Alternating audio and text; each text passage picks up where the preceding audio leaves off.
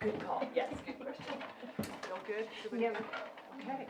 Welcome, everybody. Thank you. Welcome, everybody in the room and everybody online. My name is Elise Dewsbury. I'm the Artistic Director here at New Musicals, Inc., and we want to welcome you to this reading of The Arctic Circle. And what we do here at New Musicals, Inc. is we help writers who are writing new musicals get an opportunity to develop their work and get a chance to hear it out loud in front of an audience. This is part of that early development.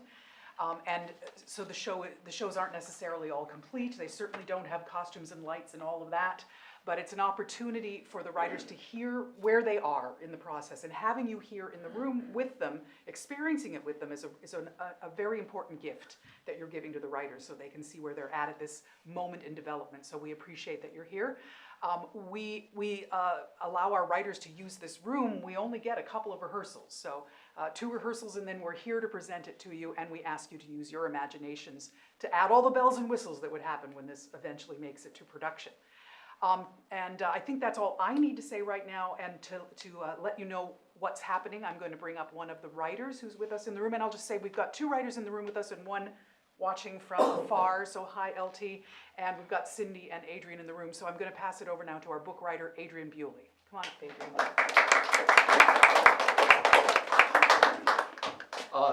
Thanks for being here. It means a lot. I'm the book writer, and we are very much in development, as Elise was saying. There's going to be a lot more book tonight. The score is in progress. Cindy and Larry have written some beautiful songs, and there is more to write. So there will be more play tonight than will be when we're finished. But we wanted to hear sort of where we were in terms of characters and arcs and beats, and hear the music sort of in context. So it means a lot that you're here. Thank you very much, and enjoy. Arctic Circle. Music by Cindy O'Connor. Lyrics by LT Cousineau. Book by Adrian Bewley. Scene 1. A spotlight up on young Paula, 12. She is a blossoming young goth with dark eye makeup and all black clothes. We are in Birmingham, Alabama. Once upon a time, there was a little girl trapped in the clutches of evil. Young Grant crawls through the window with a baseball bat. Paula, pack a bag. We're getting out of this hellhole tonight. Oh, thank God. And we won't stop till we cross the state line. But there's zombies out there. Birmingham's full of them. Just pray they're funny and slow, like Shaun of the Dead. Not fast and scary like 28 days later. Hurry! She jumps into action, stuffing clothes into a backpack. Take my hand, we can get out of here, somewhere safe, far from the fear. Take my hand, I'll take you anywhere, anywhere but here.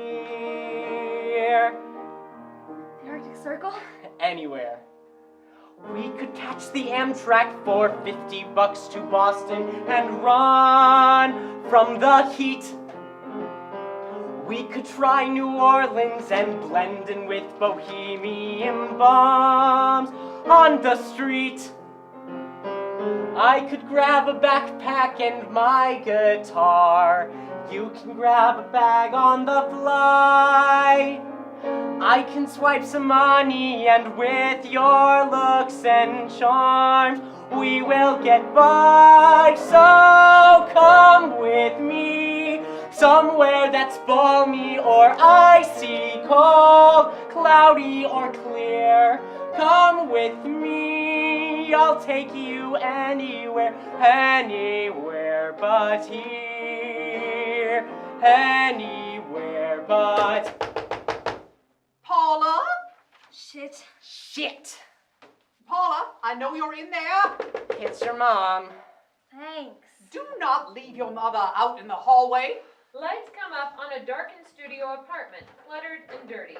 Adult Paula lies on the couch in her clothes. Her hair is stringy and unwashed, and she looks like she hasn't seen the sunlight in months. She perfectly matches the state of this apartment. Jesus. Obviously, this was a dream. Paula! Young Paula enters the apartment scene. This is me now. I'm in a hurry, okay? Me and Grant didn't really fight zombies on the way to the Arctic Circle, but we did make a pact to escape Alabama. Meet me at the Giraffe Cafe at midnight, and and we'll head to the train station. I love you, P. We never did, though, because he left without me. I'm coming in on the count of 3. More on that later. Young Paula opens the drapes. 1. Young Paula takes a pill bottle from the table and gives them to Paula with a glass of water. She brushes the hair out of Paula's face. Thanks. 2. You might be wondering how I became this. Oh, God. It's worse than before. That's a big part of it. They're going to call the health department, Paula. And it's freezing in here. We pay your AC bill, remember? Sorry. Oh, look at this place. What am I supposed to tell friends when they ask about you? But I moved to Mexico. That's what I told them. I know. Oh, this is too much. Oh, God, you've lost weight. Oh, Paula, you've lost so much weight. You look so thin. How'd you do it? Heroin. Oh, Paula. No, seriously, how? I just told you. I need you to look after your daddy. No. Oh, the nurse canceled and adult daycare is booked. And look, I cleared enough space for the wheelchair. No. Paula, please. It's not like you have somewhere to be. You've barely left this apartment in a year. I have to work. You can transcribe those news interviews anytime. They're recorded. And he won't bother you. I can't. I'm drunk. Oh, so I guess raising money for Alzheimer's was just a ruse to help you win Miss Hoover? You won't even care for your own daddy who's got it? Apparently. Yes, I was Miss Hoover. Well, I think that's awful. Almost Miss Alabama. Oh, for Pete's sake. They say I was in the lead till I melted down during the swimsuit competition. I mean, what did your father ever do to you? Mom. What did he do to you that you treat him so terribly? Don't. I gotta work. I haven't worked all week. He is your father and he needs you. I'll need to pull an all-nighter and type non-stop. There's 5 interviews and that solo piece to do. Stop ignoring me. And we get paid by the word, so to make rent, I'll need 40 pages with approximately 425 words per page. Start with the solo piece. Suddenly, young Grant, dressed in a tuxedo, bursts out of Paula's closet. Wash away the past, use Clearex every time. Dingy bathrooms can be scrubbed up all that grease and grime. Scrub away the dirt and cleanse your life at last. Clearex cleanser when you want to wash away the past. Young Grant disappears back into the closet. Well, you don't have to yell at me. Sorry. I'm asking you nicely. No. Well, fine.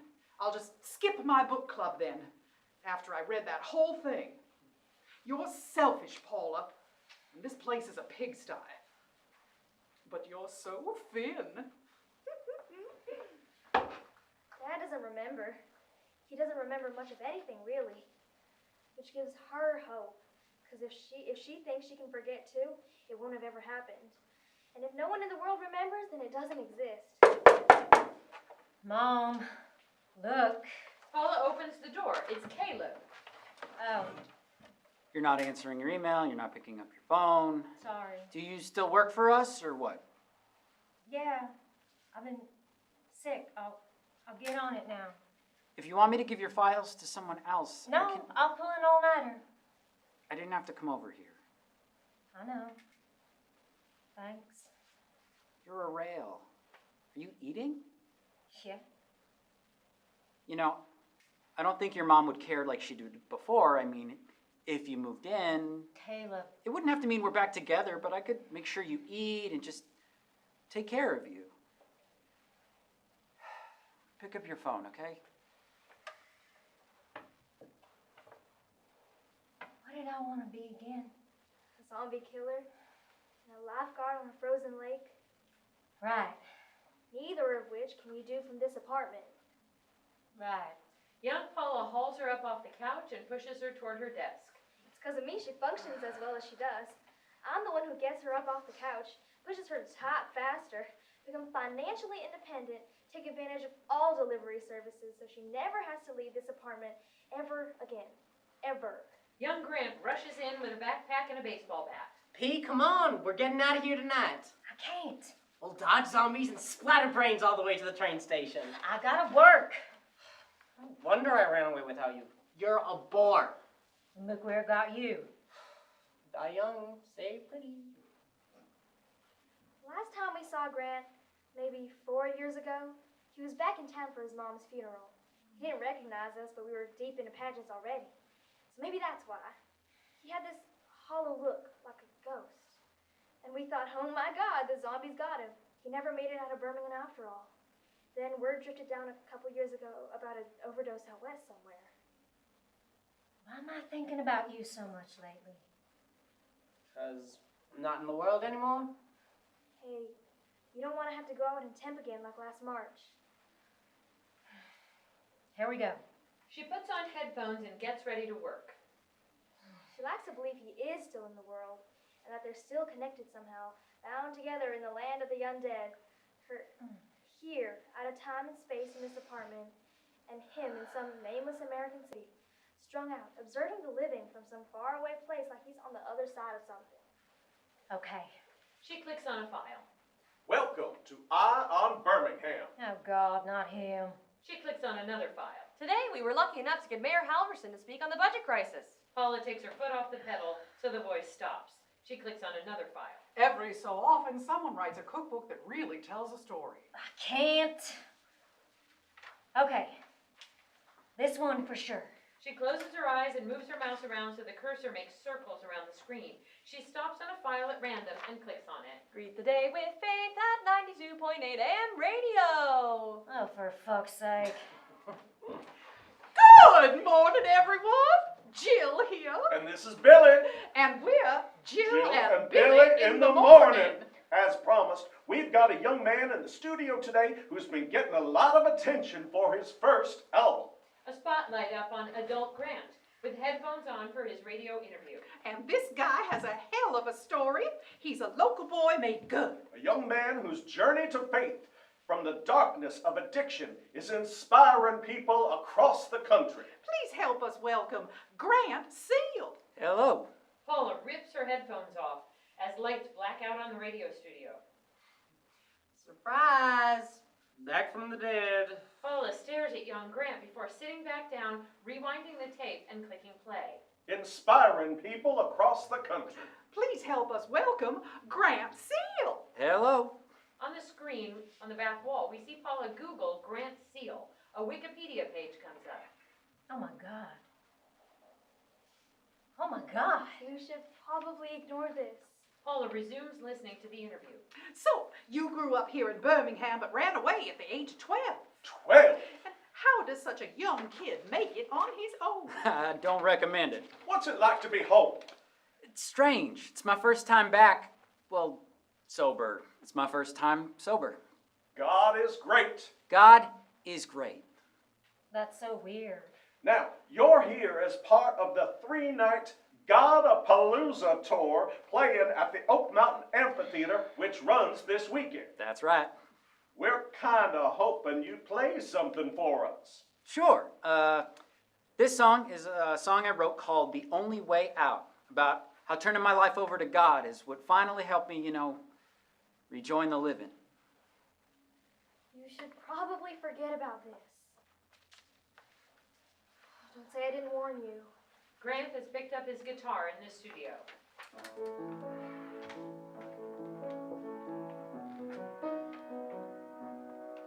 What's past is past, they say what's done is done. I love it already.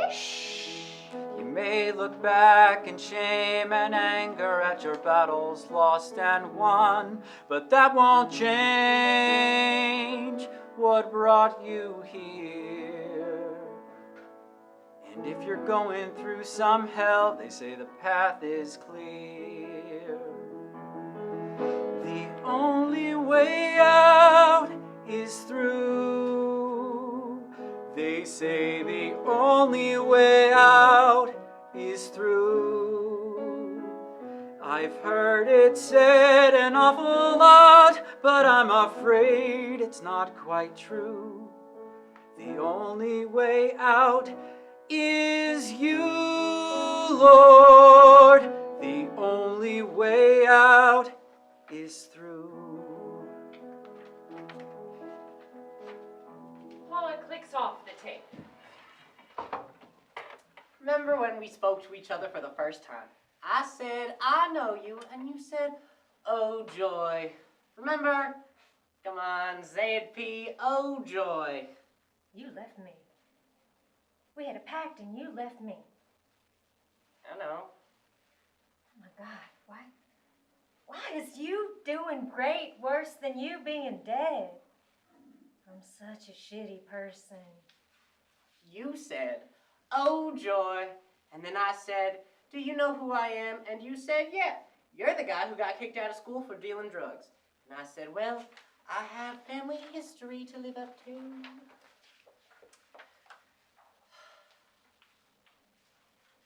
Way up north, just ice and snow. Don't. Way up north, the north winds blow. There's a place I'd like to go, the Arctic Circle. Did you know I had already set your poem to music that first time we talked? When Miss Burke made you read it in front of the class that day, I felt like 85% less lonely instantly. So I secretly asked her for a copy, and I secretly set it to music, which I didn't tell you till later. Pete, you're the only reason I was bummed to get kicked out of that school.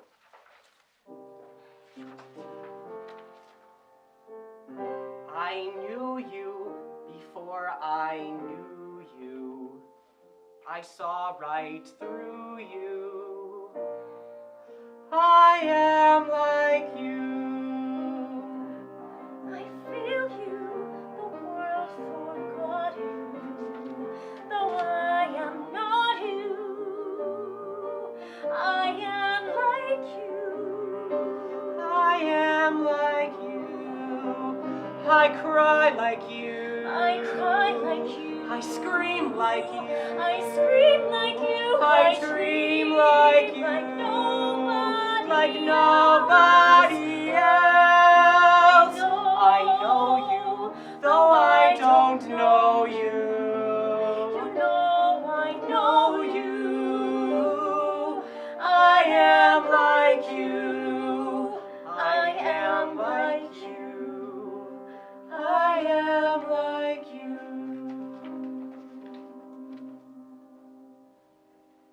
Scene 2, Paula's apartment the next morning. Paula is passed out at her desk, a half-empty liquor bottle next to her head. Paula! Paula, wake up! Oh my God. I'm coming in. Caroline sweeps in carrying a hanging bag that she throws on the couch. It's 5:30 in the morning. I had a dream last night. The most amazing. You smell like smoke. That's because I smoke. Oh, Paula, you're gonna get cancer. What is that? Oh, I had a dream. I saw your whole future laid out before me. Now, you're 22, the hour's getting late, but there's still time. Time for what? Miss Alabama. Oh, Miss Alabama is not out of reach, Paula. You gotta be fucking kidding Yeah, me. listen, if you can fit into this dress again, anything is possible. And you can fit into this, Paula. And guess what today is? It's the prayer breakfast. The annual Miss Alabama prayer breakfast, where 1 year ago, you were the belle of the ball and the favorite to win. Do you get where I'm going with this?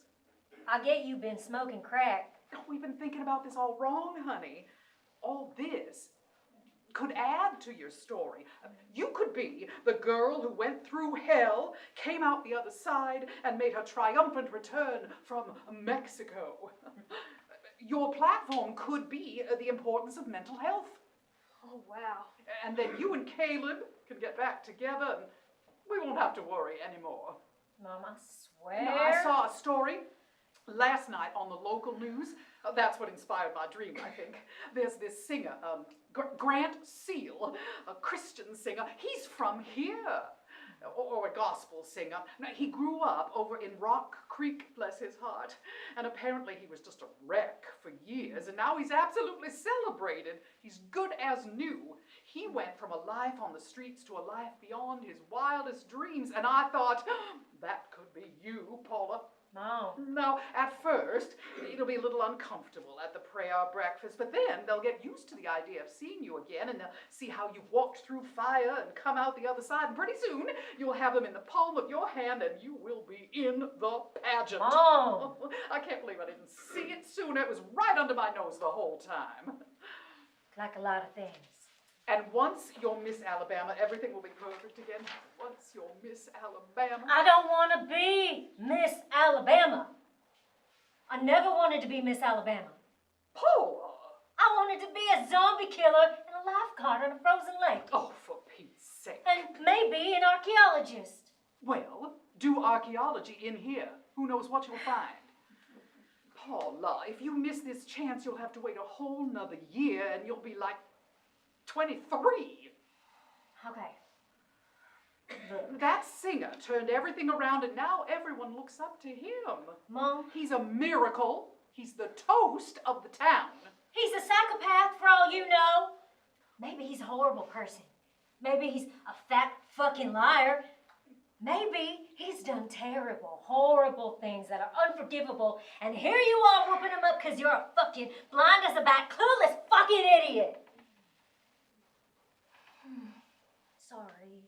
Carolyn sinks onto the couch, hugging the hanging bag to her chest. Sorry, Caroline. I don't know what happened. A year ago, our lives were like a fairy tale. Sorry, Mom. 1 minute you're about to win the state title, and I'm about to complete my journey from Waffle House waitress to mother of Miss Alabama. And then poof, it's all gone. I guess when I heard that singer, how he'd figured out how to come back against all odds, and well, I thought of you, and then when they said on the news he was going to be at that prayer breakfast today, Wait, he's gonna be there? he's leading the opening prayer. I mean that's what the news said. Why? Does that make a difference? No. Paula? You should go.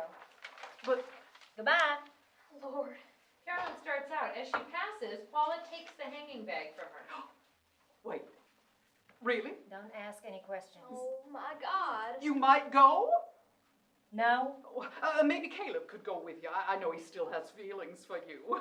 Okay, take pictures, put makeup on, and don't tell anyone how you live. You gotta be kidding.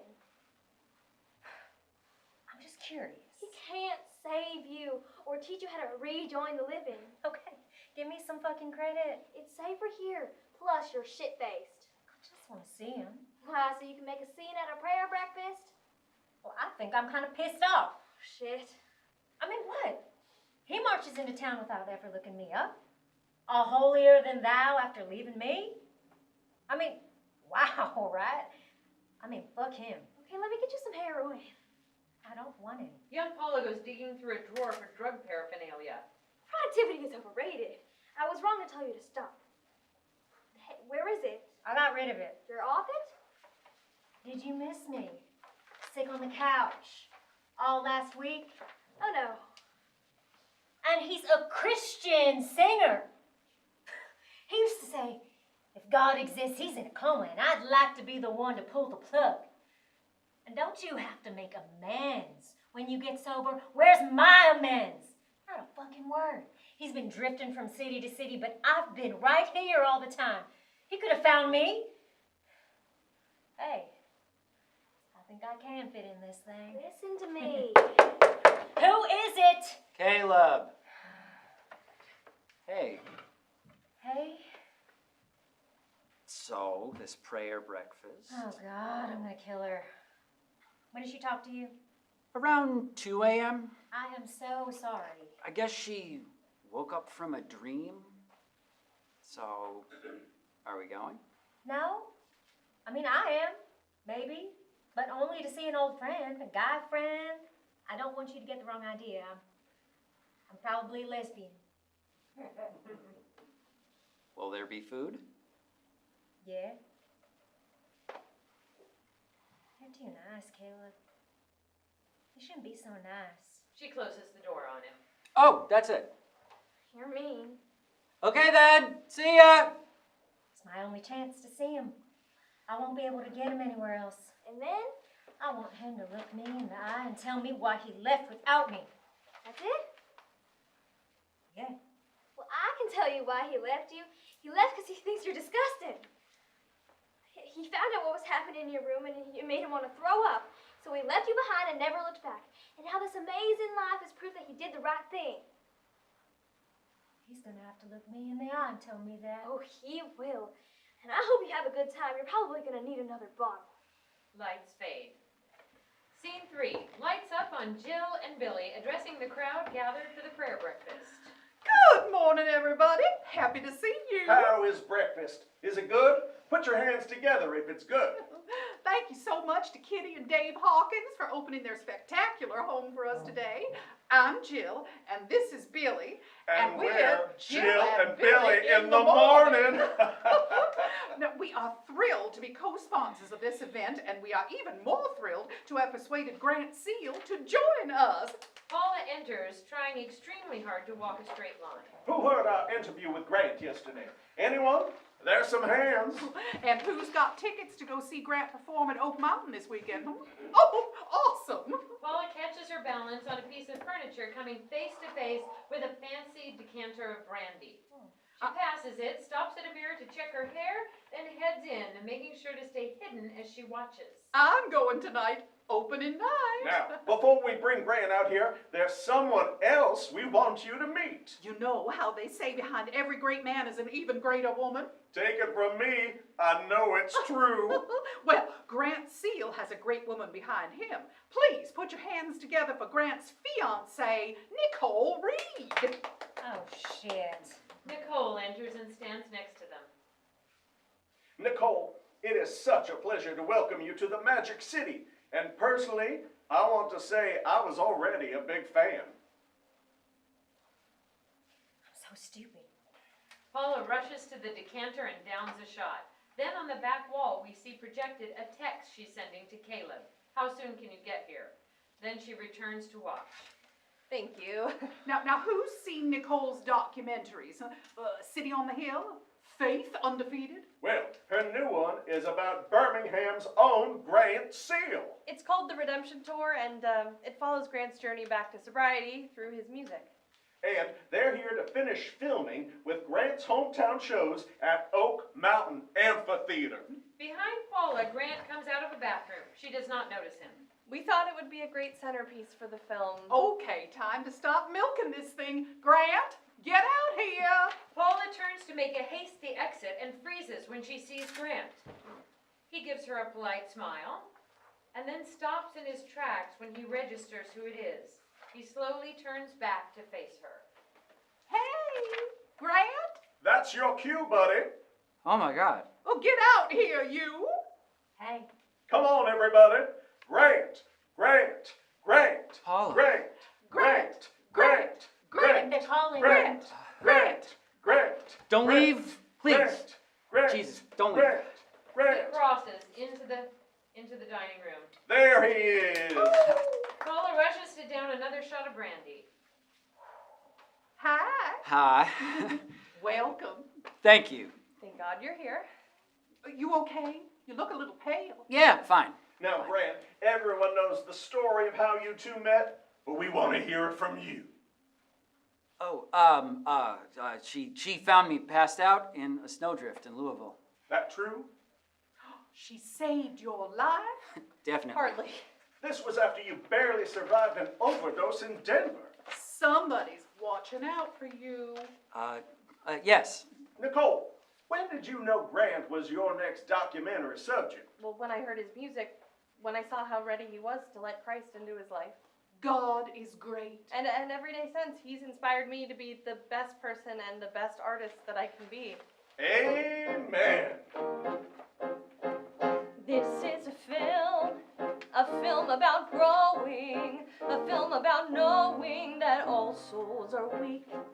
But our hero learns as he's going. He learns that his future is not quite as bleak as it seems. 'Cause even the darkest souls can be redeemed. And I guess it also became a love story. Sounds like a hit. Man versus addiction. I love the conviction you have for the fight. You rescued his soul, sounds more like fiction. Touched by an angel and saved by how brightly she beamed. 'Cause even the darkest souls can be redeemed. Oh, Jesus. No, Grant saved himself. He is the only one who could. With a little help from the man upstairs. For sure. One by one, as the days go by, you reclaim who you really are. She found love as he found recovery. Thanks to her, I have come so far. Sounds more like you are the star. This is a film. It ebbs and flows, A film about finding. features and grows. Our hero reminding us how one can fall. Sounds like a His path ball. may be rough, Can't wait to see but as it's how he unwinding, breaks free. he climbs up from nothing to one day have all that he dreams. Seems like a fantasy. 'Cause even the darkest souls can be redeemed. can be redeemed. Even the darkest souls can be redeemed.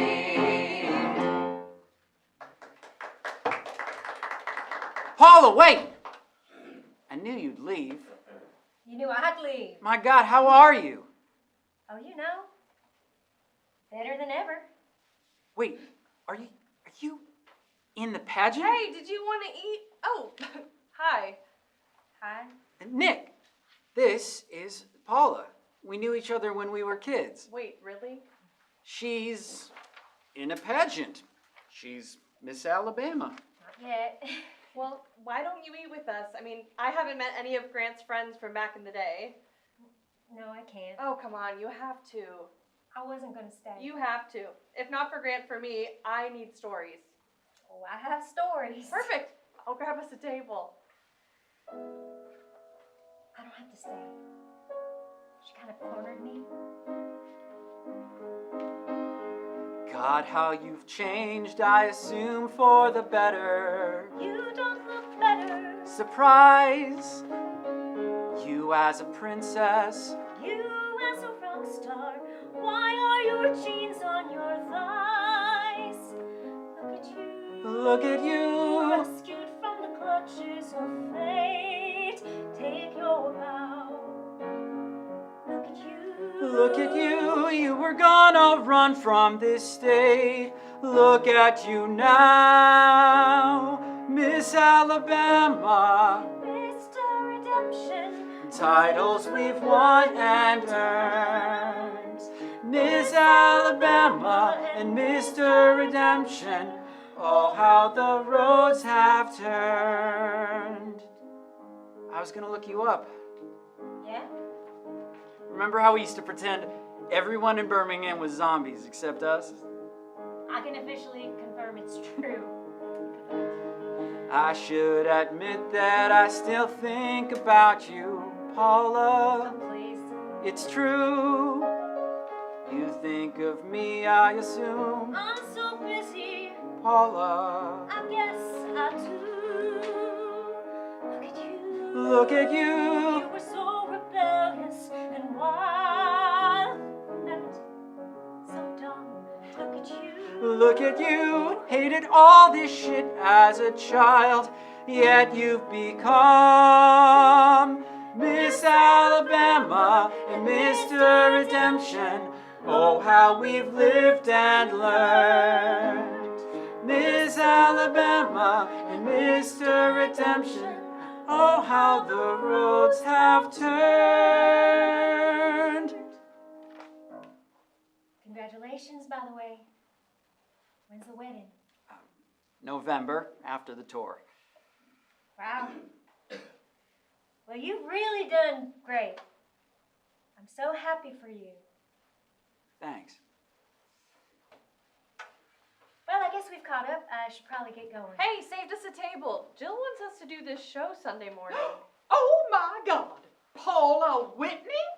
Hi, Jill. Oh, you're back from Mexico. I can't believe it. What a surprise. Yeah. Mexico. Oh, she was going to win. Last year she was going to be Miss Alabama.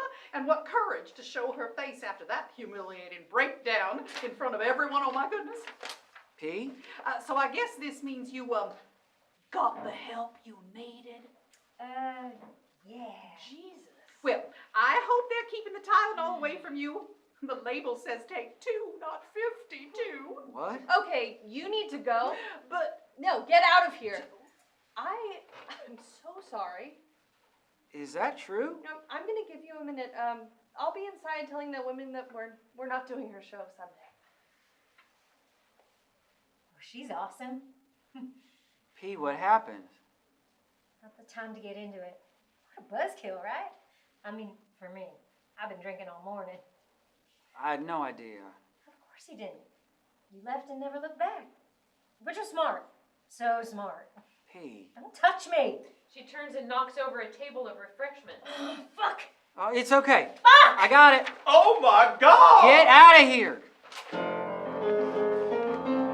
You should have done something. You should have smashed down the door. You should have dragged me away.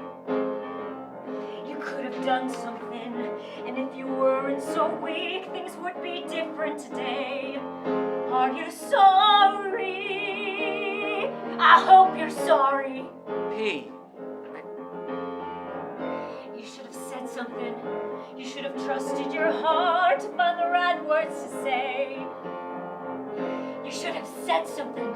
You should have begged me to go. Things would be different today. And you would have. I know you would have.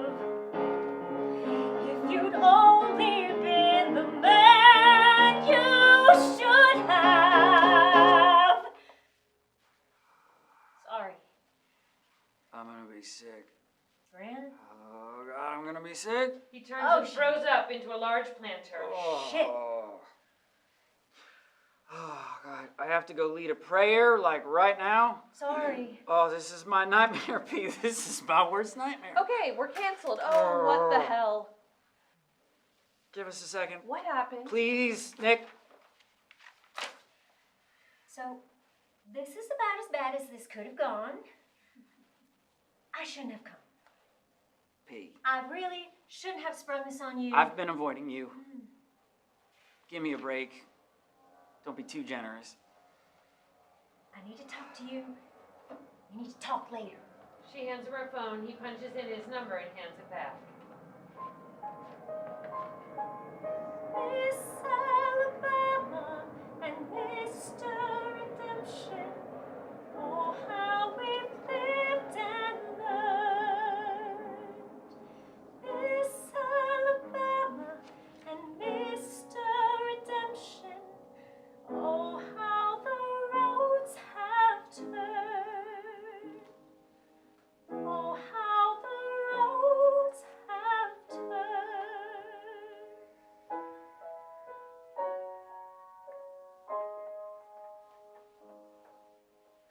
Scene 4. A frozen lake. Young Grant is off to the side. Young Paula, toward the middle of the lake, looks terrified as she's about to take another careful step. Oh my God, I'm gonna fall through. Just pretend it's the Arctic Circle. The lake is barely frozen. Hey, I did it. You can swim, and you weakened it by going first. I'm coming back now. She starts carefully back as he walks straight out onto the ice.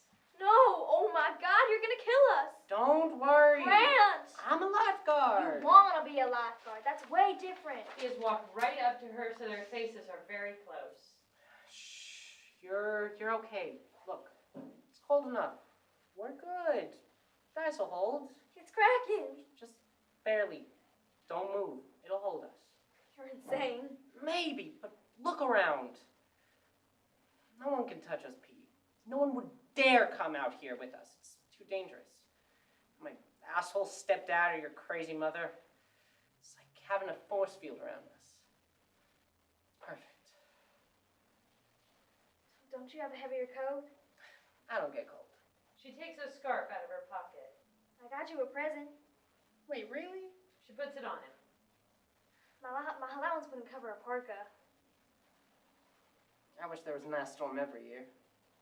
Maybe there could be. Maybe we could go someplace where there is one. You mean run away? For real? You'd want to do that? Sure. Why? I mean, things are okay here for you. I think my parents are zombies, like the king and queen of zombies. I think they might be the source of all undead energy in Birmingham, Alabama. I'm serious. Your parents are... Zombie royalty. Your mom's nuts. And your dad's like forgotten how to speak or something. Listen, But I would kill to have your parents. Honestly, you lucked out. I keep things from you. What do you mean? If you run away, you have to take me with you. What do you keep from me? Promise. I promise. What do you keep from me? My parents are nocturnal. They sneak out and feed once the sun goes down. Hey. I can't believe you set my poem to music. Way up north, just ice and snow. Way up where the north winds blow. There's a place I'd like to go. The Arctic Circle. Let's stay here as long as we can, okay? Endless fields of clean and white. Not another soul in sight. There's no need to fear the night at the Arctic Circle. All the things I left behind won't compare to what I'll find when I fly inside my mind to the Arctic Circle. Thoughts are flowing wild and free. Pain is flowing out of me. How alone and fine I'll be at the Arctic Circle. The Arctic Circle. Scene 5. Backstage at Oak Mountain Amphitheater. Grant is there, lost in thought. We hear Nicole's voice introducing him. Welcome to Oak Mountain Amphitheater. What a beautiful place. So, you're all going to be in a movie tonight. See those cameras? Those are mine. Thanks so much for being a part of this incredible homecoming for Grant. And with no further ado, please give it up for the love of my life, Grant Seal. Thanks, Nick. Thanks, everybody. It's a privilege to be included in this lineup. Lights come up on Paula's apartment. Throughout the following, Paula is frantic, rushing around trying to get ready to meet Grant, choosing clothes, putting on makeup. I'm going to start with a song I wrote about. This is a song about drowning. When you're going under for the third time and your shirt's over, and then right when you need him, it's right then that God whispers in your ear, remember, you can swim. You've been swimming. And you realize you won't be drowning that day. He starts to play, but messes up the opening riff. Nervous. Geez, what is it about being home? Lights fade on Grant. He's not gonna come. He will. Jesus, you're a glutton for punishment. And you're meeting at the zoo? Again? The place he didn't show up last time? It's the only place I could think of. You're really fucked up. I need closure. You need fairy tales, warm bodies, sex. Please. His chest, his mouth, his dick. He's engaged. You're just like Mom. You want a man to save you. Why else would you be going? Because there might be some other explanation. Some reason he left I don't know about. There's not. You don't know that. Maybe there is. Or maybe his brains got eaten by zombies and he doesn't even remember what happened. Or maybe my brains got eaten and none of this ever happened at all. I mean, you don't know anything I don't know. Well, that's not true. Of course it is. I keep things from you. What things? I used to send you floating up to the ceiling to hang out with the afternoon heat. To count the cobwebs in the crevice between the wall and the ceiling. To watch from above so you wouldn't experience any of it. I experienced it. I remember everything. Do you remember leaving the pageant screaming? Miss Frozen Hoover enters smiling and waving in an evening gown and sash that announces her title. Do Do you remember getting home to your parents' house that night, opening the bottle and taking 52 Tylenol? I keep things from you. You did that. There's nothing worse than drowning. Best you stay here where it's temperature controlled, where it's, oh, what's the word? Frigid. Frigid. Molecules at a standstill. Everything at a standstill, like ice. Young Paula pulls a sash out from behind a pile of mess in the apartment and puts it on. It reads, Miss Frozen World. At the same time, another beauty pageant contestant appears. She wears a sash that reads, Miss Frozen Dauphin. They both become backup singers for Miss Frozen Hoover. Tell her. Oh, Paula, careful of the sunlight, blistering and cruel. Oh, Paula, stay here in the twilight where the air is fresh and cool. Don't be a fool. It's melting, the ice is melting.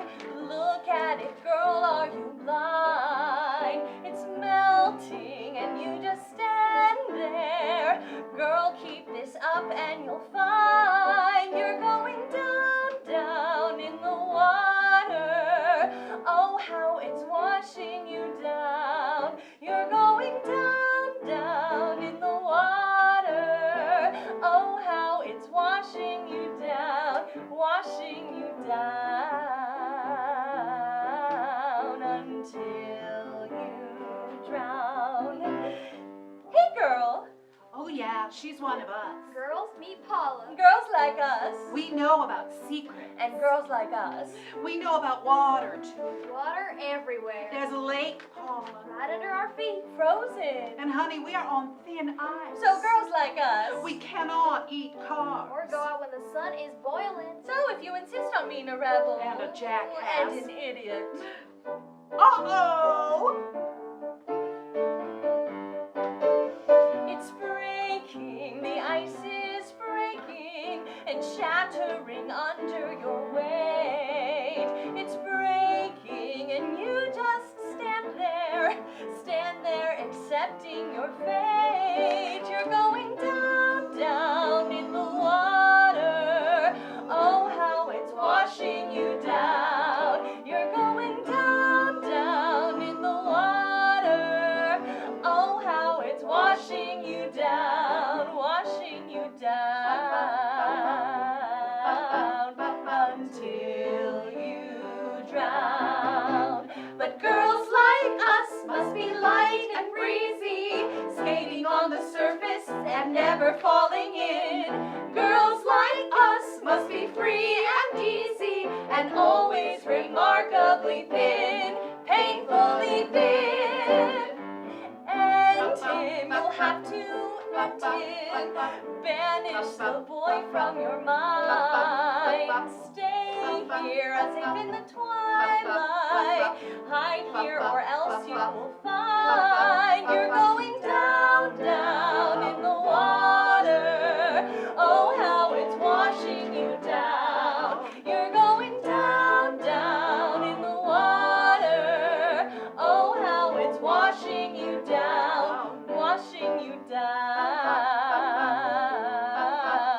until you drown. Watch the water wash you down. Blackout. Scene 6, the zoo.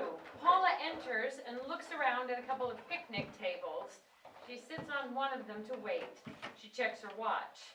A moment, she checks her phone. On the back wall, we see her open the Google app and search for Grant Seal Oak Mountain opening night. Nothing shows up in this search. She puts the phone down in her pocket. A moment later, and Fantasy Wit enters. This is the younger, better version of her now wheelchair-bound father. He sits on the other picnic table. Shit. I thought I'd show up since no one else is gonna. Did she send you to punish me for leaving the apartment? Yeah. Well, he is gonna show up.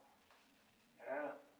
He's afraid you'll eat his brains, and then he'll be stuck here forever like you. I'm not gonna be stuck here forever. Mm-hmm. I am only 22. Time is different for us. You'll see. I think your mother's having an affair. Really?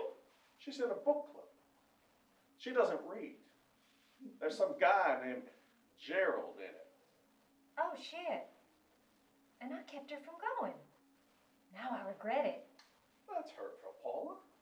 After all I did to help us survive that house, taking you here to see the giraffes, hiding out from your crazy mother.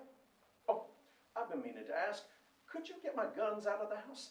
I don't trust her with guns and me helpless. Maybe you shouldn't trust me with guns. Oh, come on. I'm just saying. Who raised you? You know what I always wondered? How did we get to be invisible? I mean, Mom was never the most focused woman in the world, but she's always been so obsessed with what other people think and do. Paranoid, even. And she missed us? I don't get it. Ah, who knows? It feels like there were colors on the spectrum she couldn't see or something that she was blind to. And you and me, we were those shades exactly. Like her brain filtered out any hues that were too, I don't know. Familiar? What do you mean? Did she ever say that to you? That you and me were familiar? We didn't talk. But We had a language all our own, me and your mom. And it didn't have any past tense at all. Everything was about right now and what was coming tomorrow. are you sure she never said anything? You and me, though. We could talk about anything. That's what really bound us together. That's what will always bind us together. It's me and Grant who were bound together forever, and that's because of you. You did that. Oh, Paul. And now the universe has folded in on itself, and he's back. And he's come back for me. It can't save you. That's not what this is about. Of course it is. We're just going to talk. And he's not coming. He'll be here any minute. Check your watch. Shit. How the hell did it get so late? Time is different for us. You can't change the ground you stand on, P, or the eyes you see the world with. Those things are forged way, way back. It's good to see it. And I am sorry you're still alone.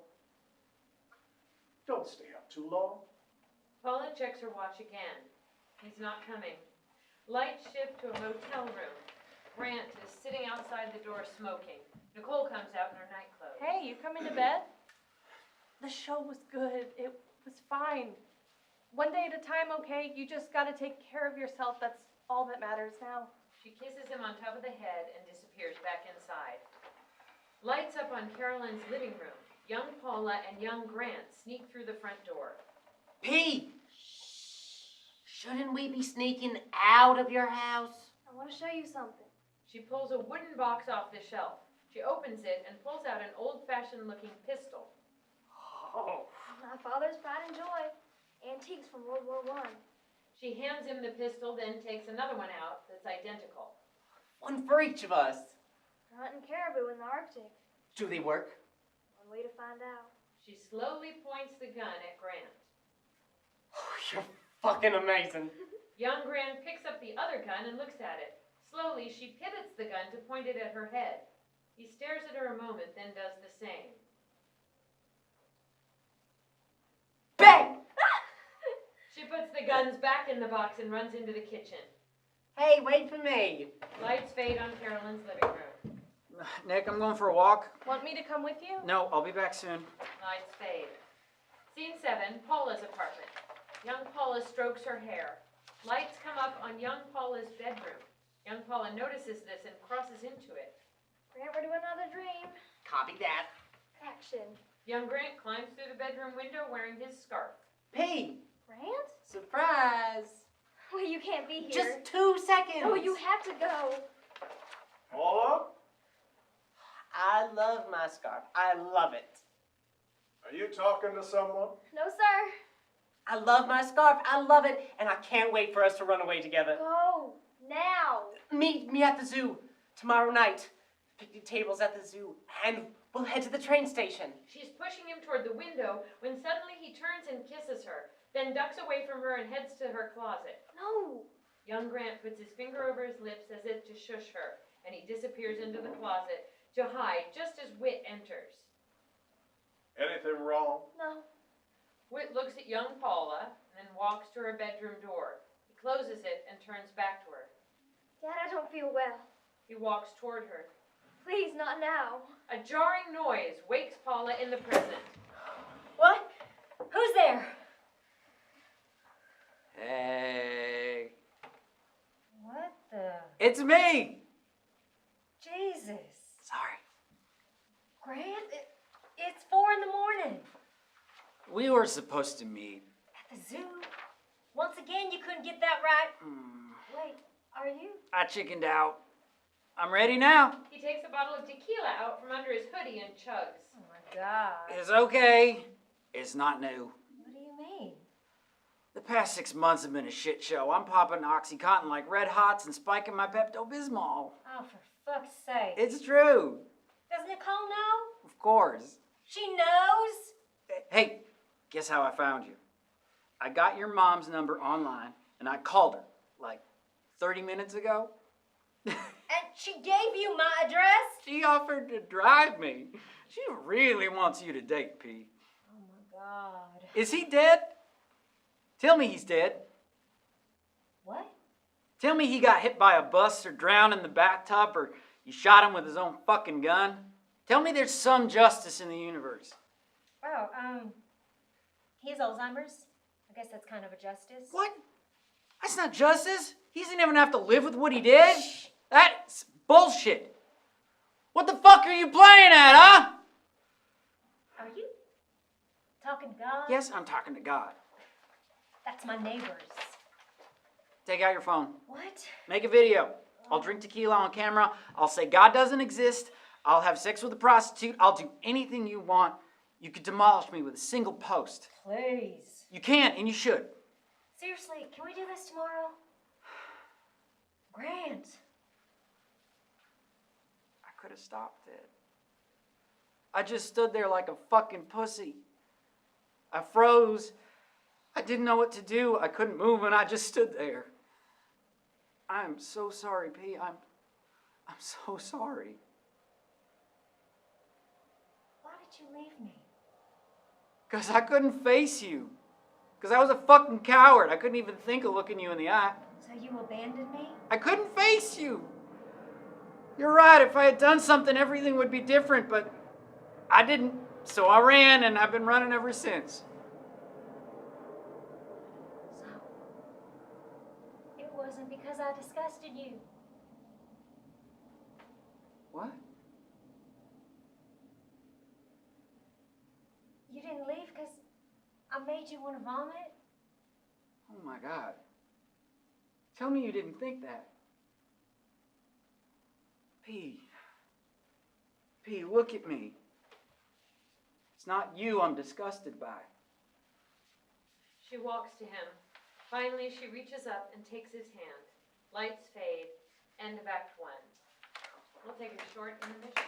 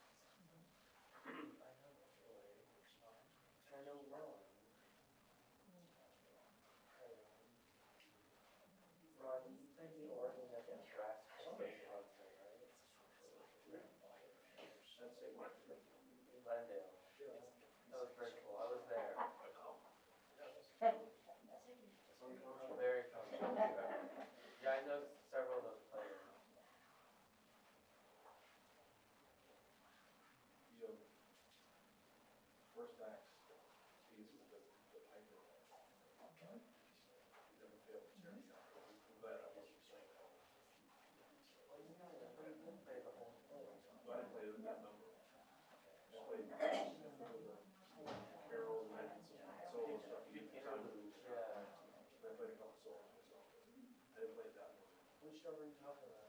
The huge Scottish anthem. The end of Act 1. Oh, I love that. Are you saying like emotionally? Yeah. Oh, maybe that was difficult to play. Yeah, it was really. I've never seen anything like that. That was great.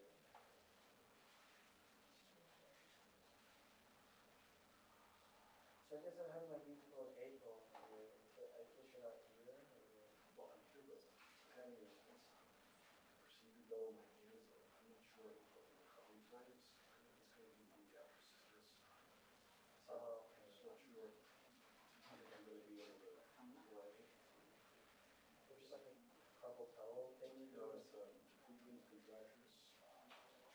It's an argument. She wasn't using. Okay. It's a control point, but like that. Oh, yeah. It's another like Okay. so they're going to inject foreign material into it, and then 2 days later they're going to Wow. Okay. I just don't know how painful Yeah. it's going to be. Better sit this one out there, I guess. Okay.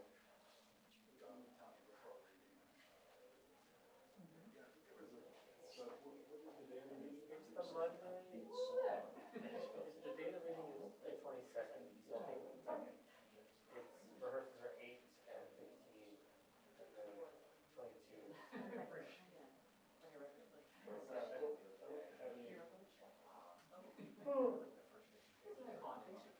Yeah, I think this is where I.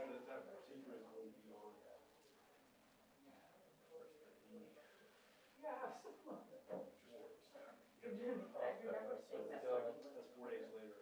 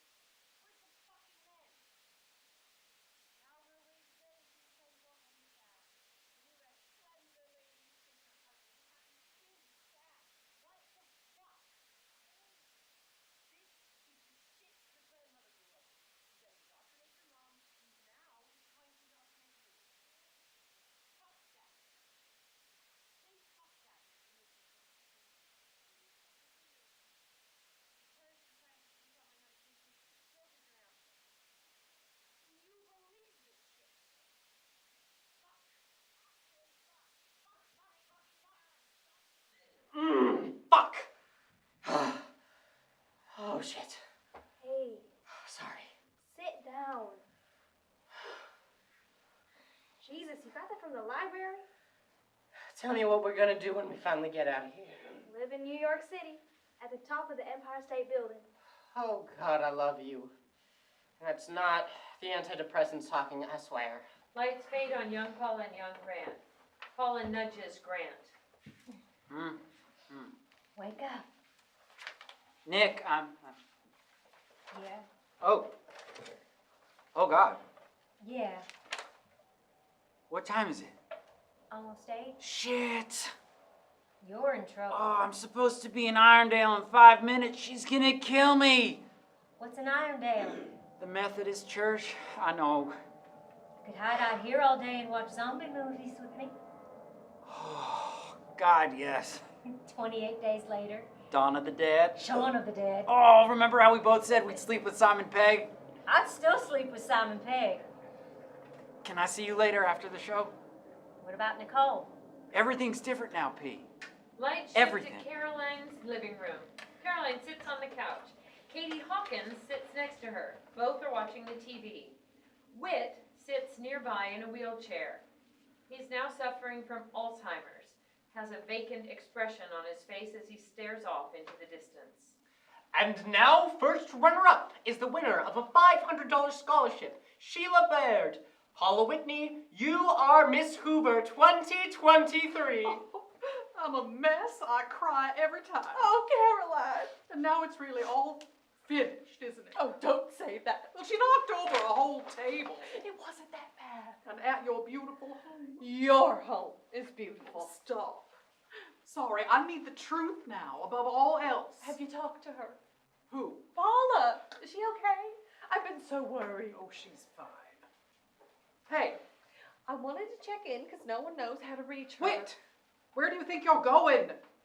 He reaches for an ornate box on the shelf and pulls out a pistol. Oh, Oh, no, you don't. Caroline! The pistol fires.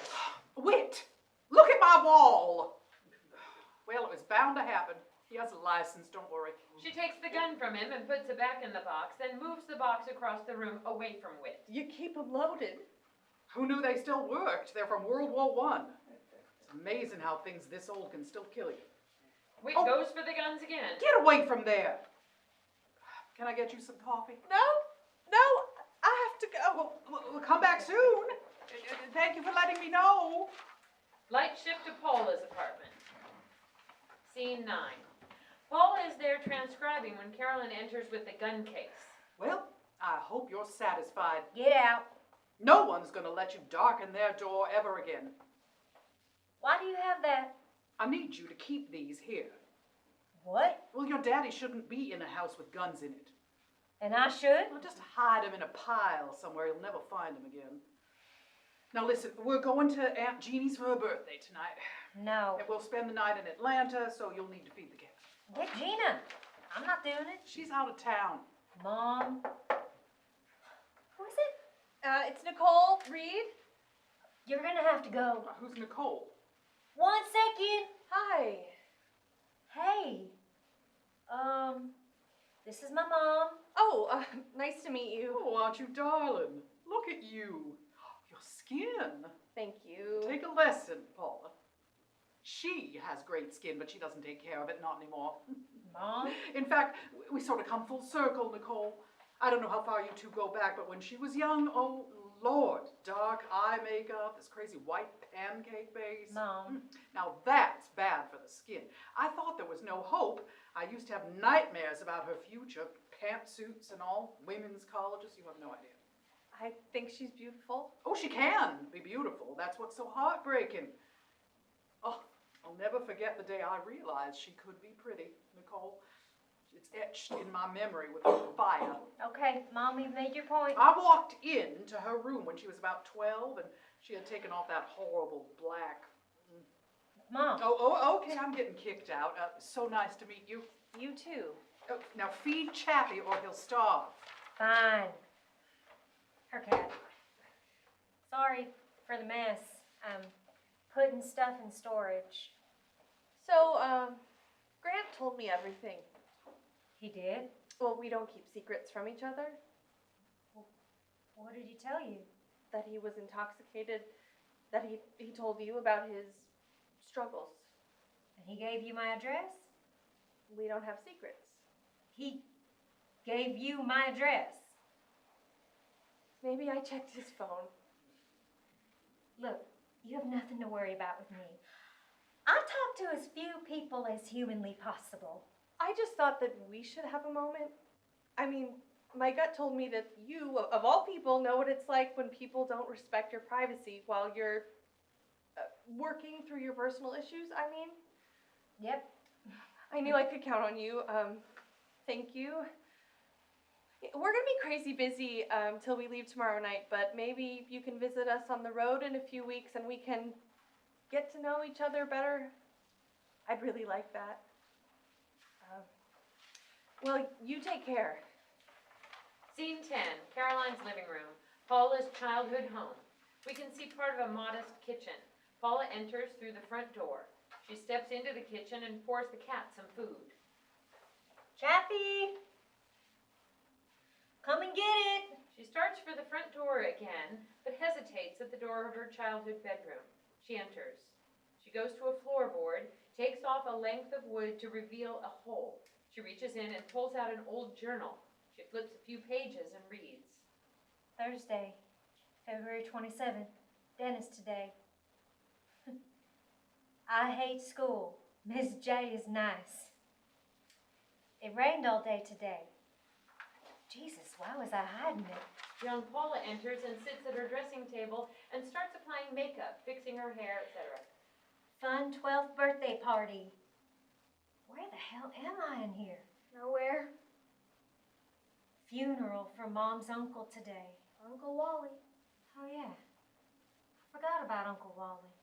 Mom's been quiet for a whole 3 days. Just sitting in the kitchen, staring out at the trees, ever since she heard he died. Wait, that's not in here. Looking out through the window at nothing. Seems like she's listening to her own secret language in her head. Why isn't that in here? And I don't know why I got so scared. It just feels like Gran left me and now Mom left too. And so I'm here trying like crazy to keep good dad and bad dad separate. Fantasy Wit enters as the good dad. Paula, I want you to know I've been investing in a college fund for you since before you were born. And no matter where you want to go or who you want to be, I'm so damn proud of you. I can't see straight. Holding on to that. You are your daddy's girl. My love is yours to keep, and we will never part. Forever you'll hold your daddy's heart. I love you, kid. And I keep going to the kitchen to see if she's moved. But it's like she doesn't know who I am. Like she looks right through me. So on the day of her funeral, I decided I had to try to bring her back by making myself recognizable to her. Young Paula finishes her transformation into what she thinks Caroline would want. Caroline enters young Paula's bedroom, dressed in black, her eyes puffy from crying. We gotta go, Paula. Oh my God. And it worked. Paula? Baby? She recognized me. Oh my goodness. Wait! Get in here and look at this. Just like that, she was back from the dead. Oh, Paula, you are beautiful. And from that day forward, she told the story of this moment to anyone who would listen, like it was an epic poem or a ghost story.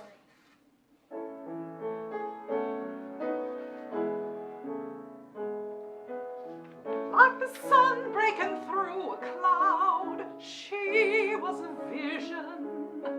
She had done herself up to prepare for the funeral that day. I recall that I gasped out loud, then whispered proudly, just look at her. She's beautiful.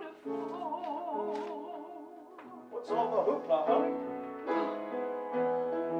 What a wonderful, lucky day, like Christmas morning, though perhaps not so lucky for my uncle, may he rest in peace. But at last I can finally say, I have a daughter, and look at her. She's beautiful. Oh, everything's gonna be perfect, Paula. From now on, say it's gonna be perfect. My pact with Grant had fallen through, so it was time to make another. Yeah, it's gonna be perfect. First thing I'm gonna do is sign us up for Mother-Daughter Day at the Junior League. We don't want to be late, honey. We're gonna be joined at the hip, you and me. We'll go everywhere together. We'll be as close as mother and daughter can be. Right, darling? You betcha. You are your dad. Like the sun breaking through a cloud, she was a vision. She had done herself up to prepare for the funeral that day. As she shined there among the crowd, I whispered proudly, just look at her. She's beautiful. Lights fade on the bedroom. Scene 11, Carolyn's living room, 11 p.m. Paula crosses from the bedroom into the living room and meets Grant there. Oh my God. Surprise. If I'd recognized this address, I wouldn't have come. I was counting on that. Sounds from his phone startles Grant. Sorry. What, are you trending? Actually, yeah. Congrats. The Jesus Twitter sphere? Exactly. Why are we here? She exits to the kitchen and returns with a bottle of Jack Daniels. So I'm gonna get hammered. I haven't had anyone to get drunk with in forever. Okay. What happened 6 months ago? You said you fell off the wagon 6 months ago. Something happened. We decided on coming here to Birmingham to start the tour. I tried to off myself with Tylenol the night of the Miss Alabama pageant. Hey, that sounds like the title of a song. It does. One might say offing oneself after the Miss Alabama pageant could be read as a sign of sanity. Paula. Mom was in the audience, of course. Dad was with her, even though he had no idea what was going on, of course. And Caleb, too. Caleb was my fiancé. Oh, shit. Now I work for him, and I treat him like dirt. I don't know why. He's been nothing but kind, and I can't bear to look at him. Anyway, Caleb was in the audience, and I was excited that he was. We'd had sex for the first time a few nights earlier. He was super sweet, and I was the one who pushed it. I mean, we got engaged, and I remember thinking, I need to tackle this. I need to conquer this. I don't want to take vows and have Caleb take vows and then find out I can't do this, you know? And he's a guy, so we went along, and it was easy. It was fine. I mean, I felt absolutely nothing, but it was, you know, no problem. And I went into Miss Alabama thinking, hey, I'm going to get married to this nice guy. And here I am in this big deal pageant, and I'm set. And I can be this forever forward-looking person from now on and put the past behind me. So Caleb is in the audience with my mom and dad, and we were doing the swimsuit competition, parading around on stage in our swimsuits, and suddenly the MC takes my arm and pulls me out of line, which we hadn't rehearsed. And he asks the audience if they want to keep us in our swimsuits for the interview portion, which was next. Like breaking from tradition, being spontaneous.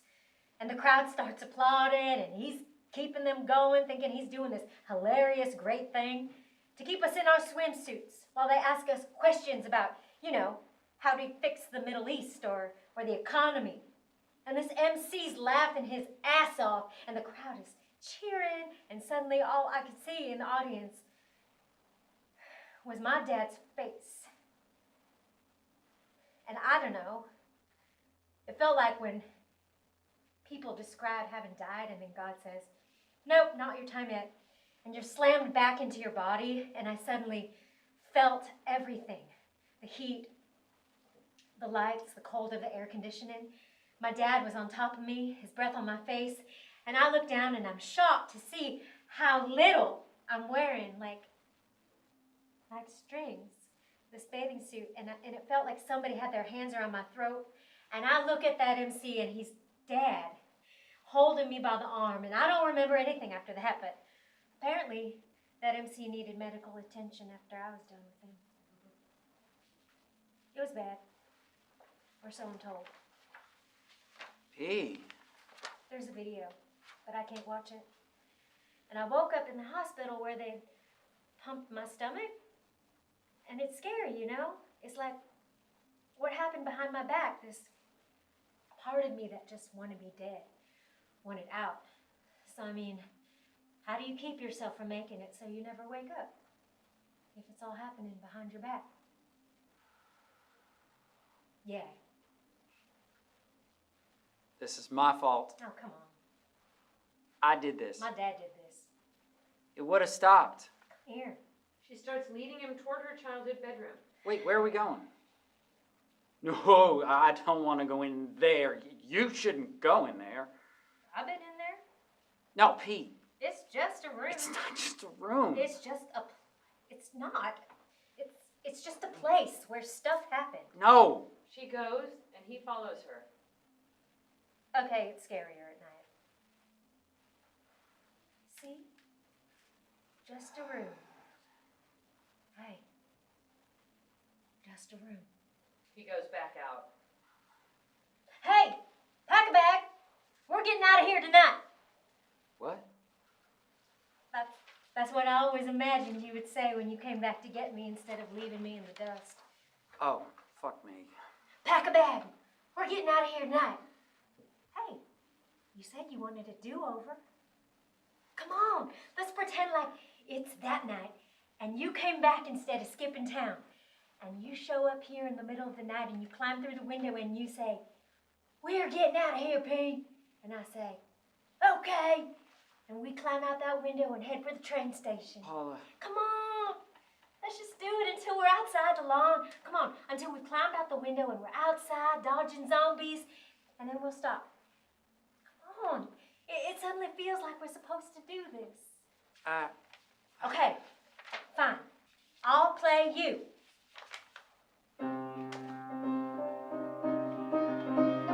Take my hand, we can get out of here somewhere safe, far from the fear.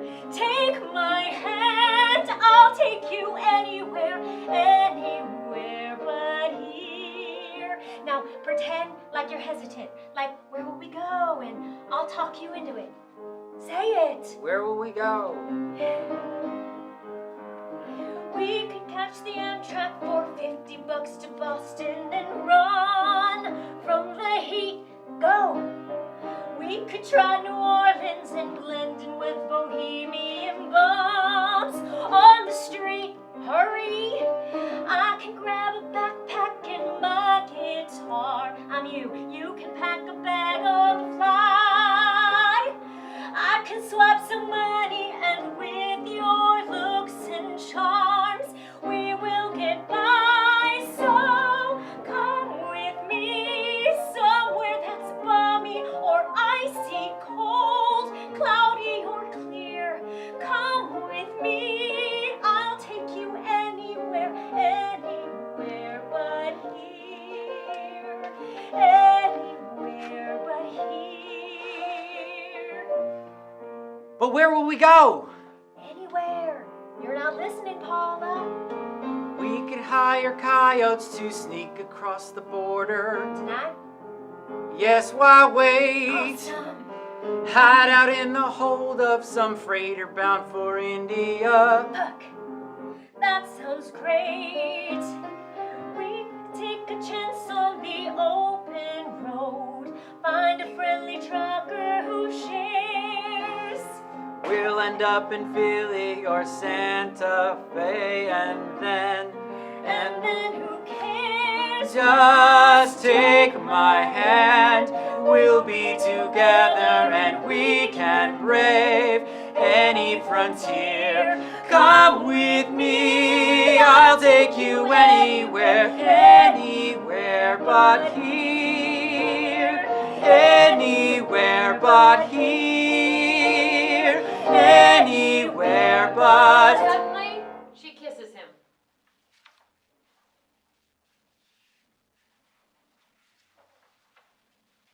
I'm sorry. He responds by kissing her back. You're sure? He starts kissing her again. Wait. Not here. No. They rush out into the living room, pulling each other's clothes off. Fuck! Oh, please, Pete. You're engaged. You're Christian. I know because you sing religious songs. Oh, come on. I could ruin everything for you, and she made a movie about you. I could never make a movie. Why is she making a movie about me? Who the fuck is she to do that? I'm a wreck. Why would she start planning a project around someone who's only a few months sober? Who does that? Well, I couldn't be the one to say it. I can't keep doing this. If I keep going with her like this, it's only a matter of time until I crash and burn. What are you saying? Let's make it real. Make what real? Not a do-over. Let's pick up where we left off. I don't... This is how we put it behind us. We fulfill our pact. We had a pact. Let's do it.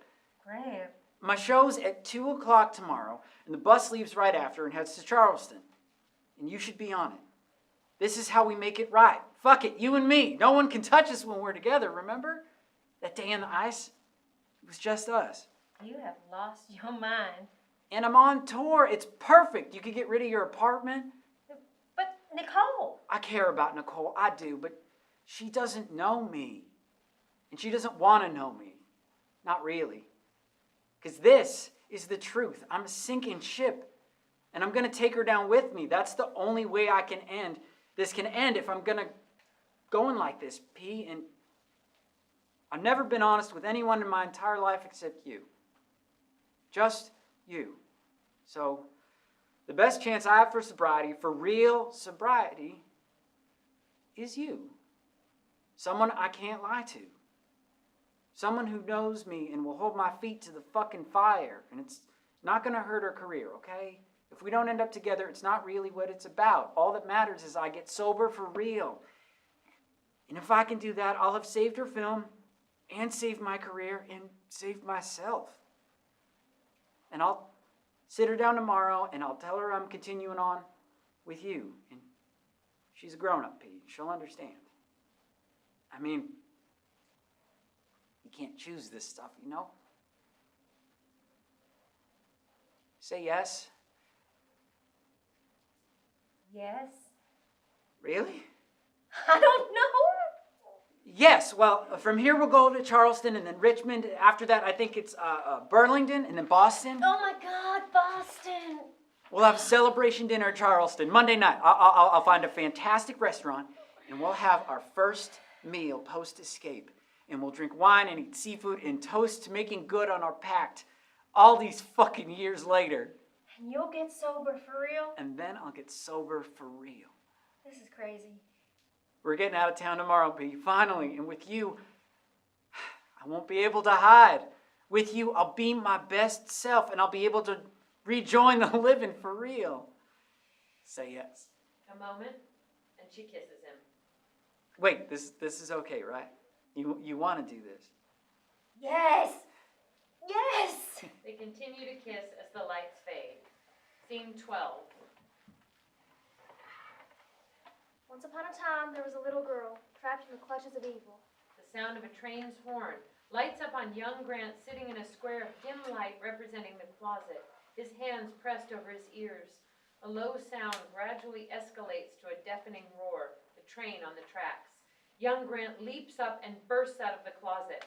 Lights up on the train track. Young Paula is tied up and lying on the train track. Hey! Grant! Who did this to you? You know who? Hurry, the train is coming! I'm getting you out of here, don't worry. Whit enters as a zombie.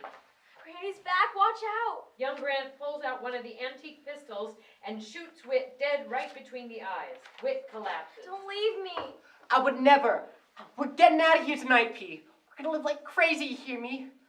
Wait, why can't I move you? Use magic! Magic? You know the spell, right? You said you knew the spell to undo it. I don't... What are you talking about? The Grant, sound you of the told train is louder as young Grant tries to move her off the tracks. Grant, you told me you knew the undoing spell. Hurry, get him to tell you. I killed him. He's dead. Grant, it's coming. Don't leave me. I won't. I got you. I got you. The sound is deafening as young Grant lunges away from the tracks and back into the square of light, covering his ears as the train roars by. Light shift to Carolyn's living room around 3 a.m. Paula wakes up suddenly from her nightmare. She's lying next to Grant.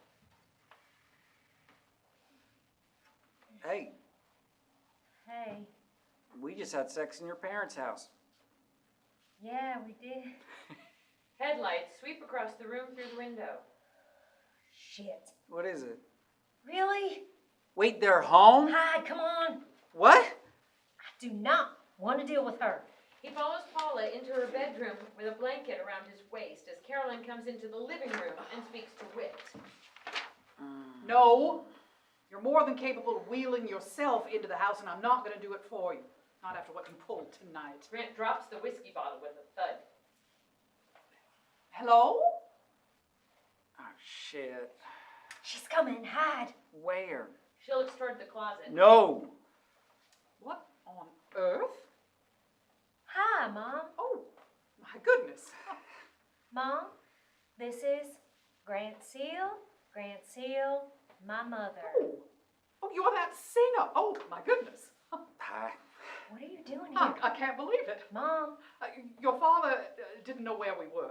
got it. He got upset and... Yeah, let us get dressed and we'll be out of here. No. Pretend I'm not here. Carry on. Oh, my God.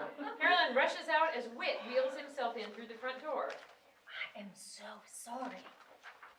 Whit, I told you you could make it, and I'm not going to play this game of poor me. Baseball. What? Baseball. Look, the longer you fight to do things for yourself, the longer you'll be able to. Baseball. Grant freezes at the sound of his voice. Now, you've got to keep up your strength, Whit, or your muscles just atrophy. Hey, it's okay. Don't you remember your sister after that Achilles surgery? She skipped the physical therapy, and forever after, she had that little chicken leg. Baseball.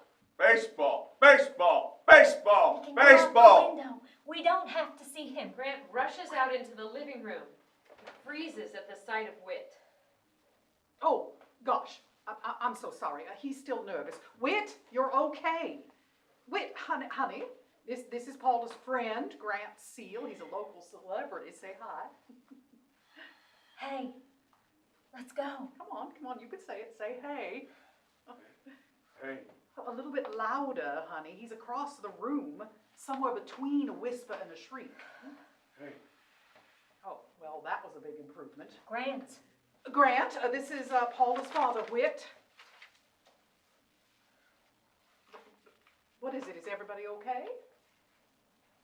Wash away the past. Use Clearex every time. Wait, what's happening? Dingy bathrooms can be scrubbed of all that grease and grime. You're singing? Oh my God, he's singing. Let's go. Scour away the past dirt and cleans your life at last. I haven't heard him sing ever, not even when every neuron was firing.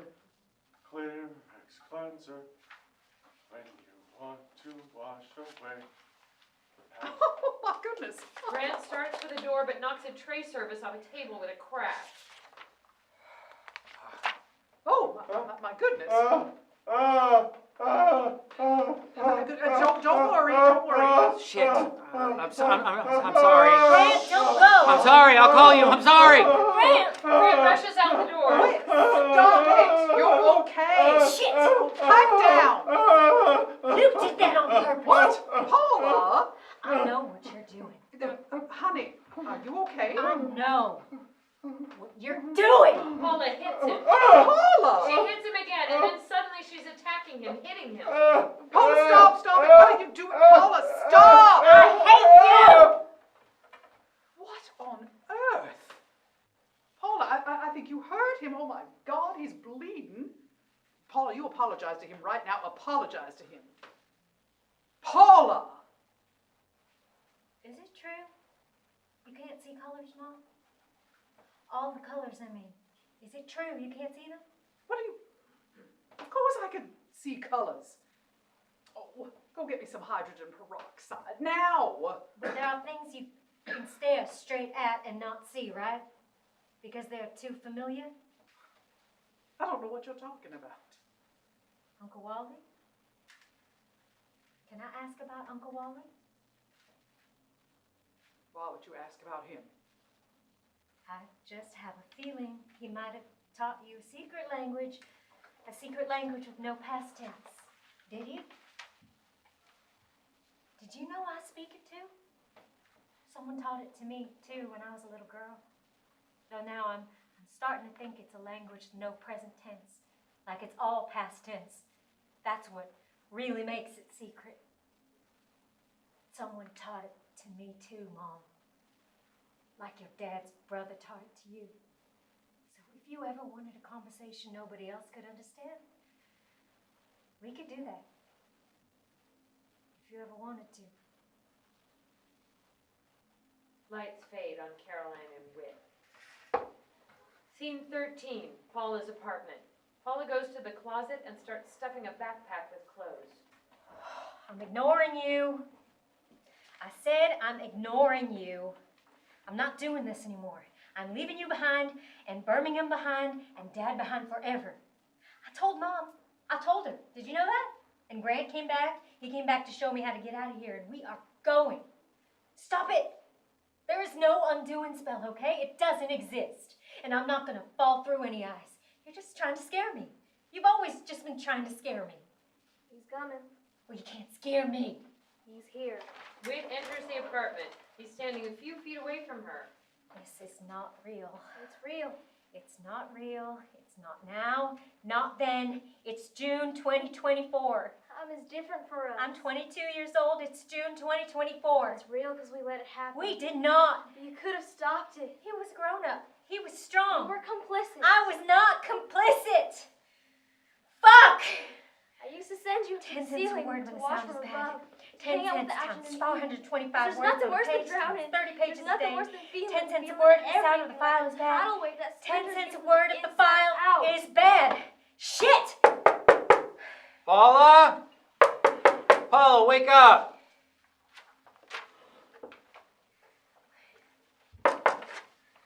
Caleb?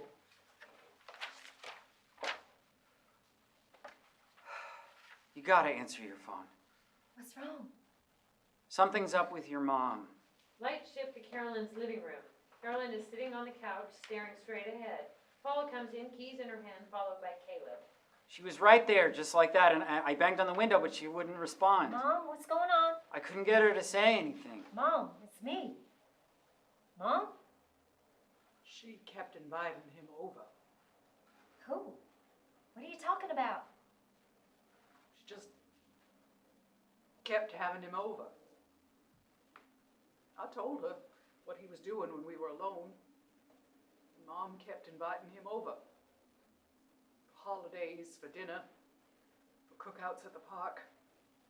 He was always there, pretending everything was normal, getting treated like everything was normal. Uncle Wally? And I just kept disappearing. That's what it felt like. Getting lighter and more see-through. My parents would drink beer with him and laugh and sing, and I would sit there with my brothers and think, I must be nothing. I must be invisible. Your mom didn't believe you? But then, one night I found the exact right words to make her hear me. The exact right words. Then, she took care of it. How? She put Uncle Wally in a car in the middle of the night and she took him to the train tracks on the north side of town near the Irondale entrance to Highway 230, and she left him on the tracks. And she went home and went to bed. Wait, what? And the next day, she heard on the news that a train came and killed a man in his wheelchair who was on the tracks. Mom, you didn't grow up here. And Uncle Wally was never in him. Mom, where's Dad? Lights shift to the railroad tracks. Whit sits in a wheelchair, his wrists tied to the arms. We hear a blast of the train's horn from far away. Oh, for God's sake. Jesus Christ, Paula, the train's coming. Give me a minute. What do you mean? Just Paula! Just a minute. What the hell is going on? This is interesting, isn't it, Dad? You stuck here in the same predicament you made me live for my whole childhood. A train barreling down the tracks at you. Horn blaring, having to pretend I didn't hear it. Act normal, go to school, try to have friends. Oh my God, are his wrists tied to the chair? Well, this might have to be how it ends, because sadly, you never told me the undoing spell. You should have told me the spell, Dad. Paula! Then I could free whoever was tied to the railroad tracks. But you never told me. Bummer. Jesus Christ. You could tell me now, though. Right now, you could rally one moment of lucidity in that fucking feeble brain of yours and tell me the spell. Paula! And maybe I'll pull you off these tracks. Maybe. Tell me the words that can set a person free so they can run away and rejoin the living finally. What is it? Tell me. The horn blares and Caleb tries to grab the wheelchair and pull it off the track. I got it. Jesus. Paula pulls his chair off the tracks just as the sound of the train roars by. Oh, God damn it, Paula. I wasn't sure you were Wait in gonna... the car. She takes off her jacket and puts it around Whit, then slowly unties the extension cords binding his wrists to the chair. Can you tell me? You can't, can you? Because you don't know it. Which means you can't give me anything I need. Not an apology, not an explanation, not the magic words that could undo a curse. Truth is, you could never have given me any magic words. Because if you were someone who could understand the pain you've caused, you wouldn't have done it in the first place. So I've been waiting for like Bigfoot or Galinda the Good Witch. Oh my God, how long would I have waited? Lights shift to Carolyn's living room. Carolyn is passed out on the couch, a bottle of whiskey on the floor near her. Caleb wheels the sleeping Whit into the living room with Paula right behind. Caleb starts out. I'll see you. Thanks. It was nothing. There's no words for how nice you are, Caleb. Stupidly nice. She picks up a blanket from nearby and puts it over her mother. Paula, I took care of it. I took care of it. I know you did. I believe you. You know that, right? Yes. I believe you. I know. Caroline curls herself into a fetal position, which leaves Paula room to sit near her feet. Lights fade. Scene 14. Caroline's living room the next day. Paula is asleep on the couch. She checks her phone and sits bolt upright. Shit! Mom? Mom, are you here? She spots a note and grabs it. Drop Dad off to adult daycare. Oh, fuck. She takes her phone out and dials. Hi, can you tell me if Whitney is there? He is? You see him, like, with your own eyes? Oh, thank God. He's breathing? Okay, good. Thanks. Paula dials again. You got Grant. Have a blessed day. Paula hangs up. Lights shift to Paula's darkened apartment. Paula turns on a light. No! P, come in. Get in here. He rushes over to close the door behind her and lock it. What are you doing? Wait. It's daytime. It should be okay. Turns on a lamp. You have a concert in an hour. Less than an hour. It's a zombie apocalypse. Who cares about a concert? Oh my God, how are you going to perform? You're out of your mind. I had a flash of genius. We should do the plan just like we originally planned it, not tied to the tour schedule, just setting out, you and me. Grant, they're expecting you. She's found a vial. What is this? I'm so sorry I ran last night. What is this place, P? This place? But once we're gone, everything will be different. Is this meth? I'll be my best self if we could just get away from here. You believe me, right? Don't be mad. Don't be mad. Listen. Last night, I walked around for hours. I kept thinking how disappointed Nicole was going to be, how hurt and angry. And then my head started saying, what if I disappoint Paula too? What if getting us out of here doesn't change everything? What if I'm a sinking ship no matter who I'm with? So I did something brave, something to make sure I didn't let you down like I let you down before. What did you do? I was thinking about your pageant, how you just blew everything up. All the lies, kapow, in one instant. I didn't do it on purpose. And then I thought I need a total meltdown. That's what I need. A total redo. What did you do? Because if we continue on the tour, I'll still be lying about the same stuff I've been lying about, and I could still give over to that liar side of me, blow my last chance. So after walking around all night thinking and walking and thinking. And scoring meth? Well, before I knew it, the sun was up, and I remembered we were supposed to be at the Baptist church at 7. We had a big appearance. We were supposed to, testify. And I walked in the door, and I was standing in the little outer room outside the sanctuary, and I could hear Nicole doing her thing, like nothing was out of the ordinary. Sorry, Grant can't be here. He's a bit under the weather and needs to rest up for his show later. Just lying about everything, like she always does, but for me, lying for me. This is a film about growing. And I made the decision right then. A film about knowing that all souls are weak. I realized my best chance to show up as my best self. But our hero learns as he's going. It's gonna end all the lies, once and for all. He learns that his future is not quite as bleak as it seems. Hey, everybody, hey, Nick, Grant? hey. First off, everybody, I am tweaking hard right now, and you should know that, because it's the truth. Oh my God. And the truth matters, and I haven't been sober for more than a few days over the past 6 months, if I'm totally honest. So that's important for you to know too. And she's really tried with me, she did everything right, but it's hard, it's really fucking hard. Sorry, Nick. Oh God, and I don't believe in God. To be honest, I've always said that if God does exist, he's on life support, and I'd really like to be the one to pull the plug. And you can do better, way better, Nick. And you can too, beautiful people. Oh good, I see lots of phones out there, ready to capture my big moment. That's really how this should end. Grant crosses back to Paula's apartment. So now it's a clean getaway, Pete, just like we planned when we were young. You still want to come away with me, right, Pete? Are you sure this happened? It wasn't some crystal meth fever dream? Not according to the Jesus Twitter sphere. He hands her his phone.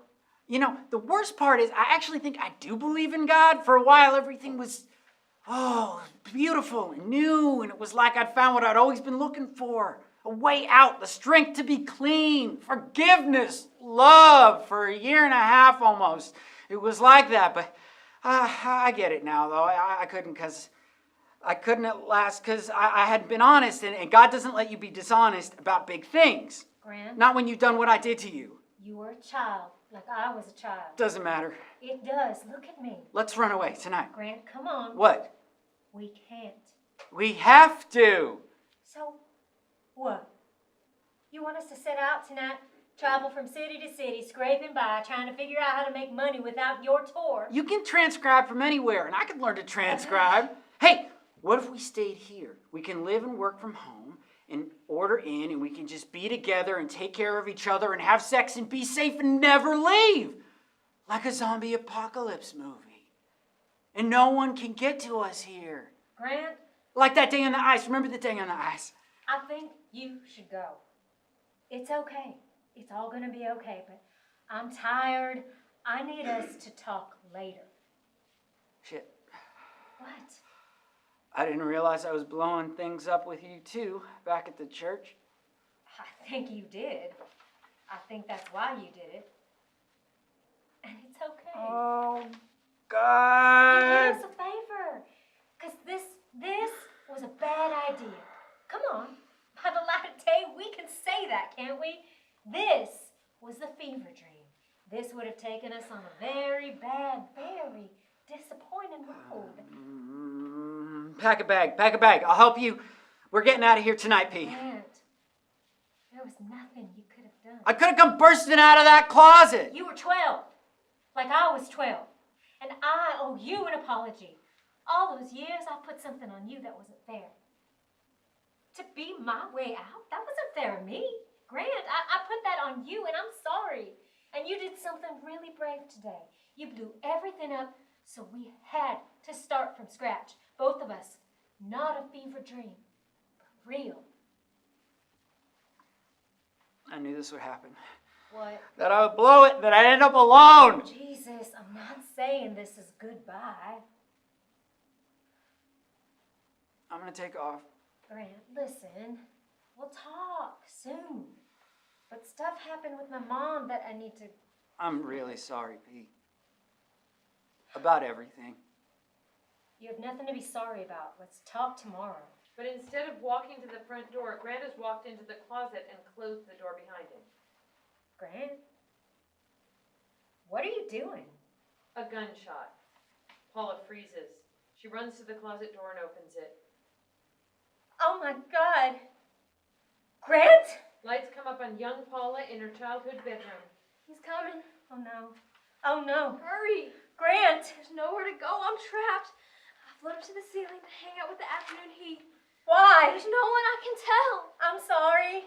I'm so sorry. Grant, you were supposed to come back for me. You were supposed to show me how to get out of here. Fantasy Grant enters Paula's apartment. P! Lights shift to a frozen lake. Oh my God. It's the gun you pointed at me when we were 12. Don't you see, P? I did come back for you. To show you the only way out for us. He takes out 2 pistols from the box, keeps one, and slides the other toward her. I see you, and I can feel you. I see the real you. I am like you. Tell me again what we're gonna do when we finally get out of here. Live in New York City, at the top of the Empire State Building. That's right. I dream like you, like nobody else. Take my hand. We can get out of here somewhere safe, far from the fear. Has anyone told you you're beautiful inside and Name out? the place. I'm in love I'll with take you. you anywhere, anywhere but here. Oh my God, he's still here. The spell's not broken. There's not much time. have to go now. The ice is breaking. Oh God, it is. Do you see it? Everything else is a dream. dream We're that gonna you get out. We got out. We lived amazing lives together. We're gonna live honestly and fearlessly, no matter how hard it is. Remember, remember.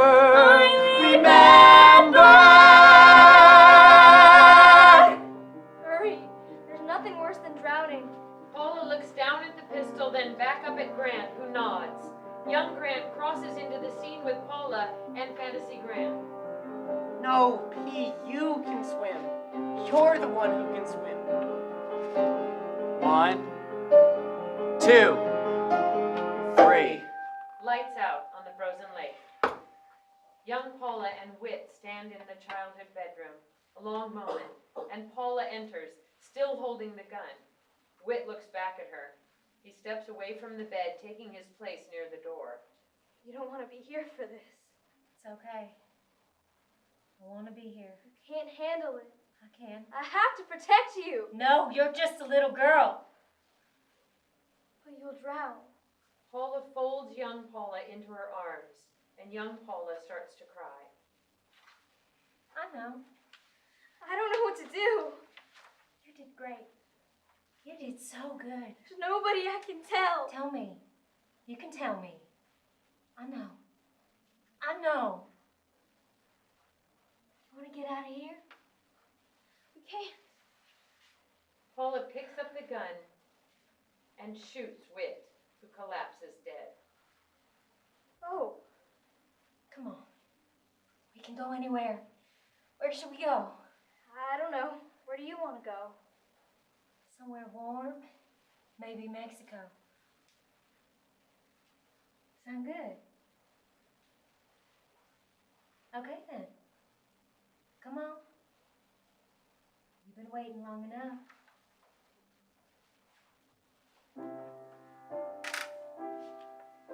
The only way out is through. They say the only way out is through. Though letting go is never easy, it's the one thing you can do.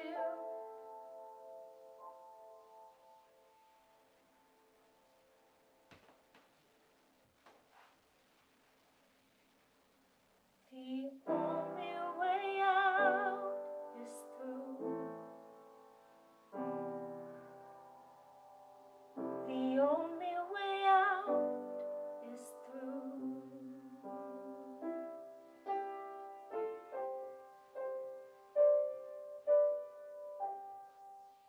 Lights fade, the end.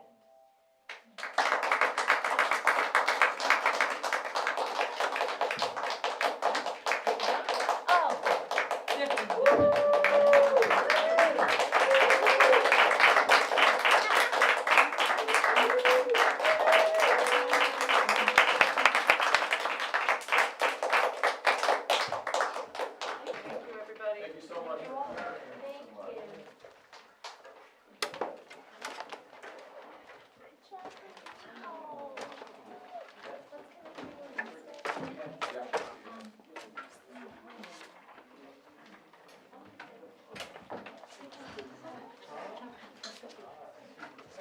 Great. Wonderful. Thank you. Wonderful. Wonderful. Great job. Yeah, really great. Yeah, that's so great. Thank you. Oh my gosh. It works out with you.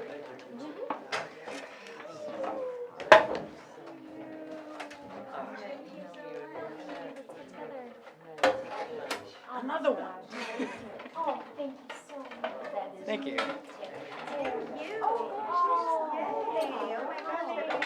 Is what?